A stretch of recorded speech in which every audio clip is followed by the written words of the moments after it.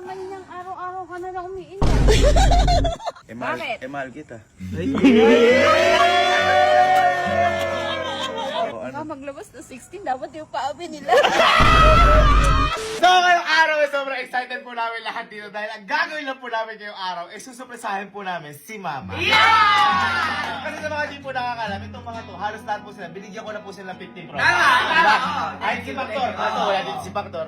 Ngayon po, nalaman ko na gusto din pala ni Mama ng 15 Pro Max. Kasi po, di ba nakita sa inyo? Ang ganda pala ng quality ng picture-picture. Kasi, mahilig kasi si Mama picture-picture. Ngayon boy, nagparinig sa akin si Mama. Na gusto pala siya ng 15 Pro Max. Siyempre, matitiis ko ba yun? Di ba kayo? Bago kayo bigyan ng 15 Pro Max, kailangan may matutunan muna kay leksyon. Kailangan maging madiskarte, matyaga, masipag. Bago ko sa inyo mabigay yung 15 Pro Max. Ngayon si Mama, hindi na kailangan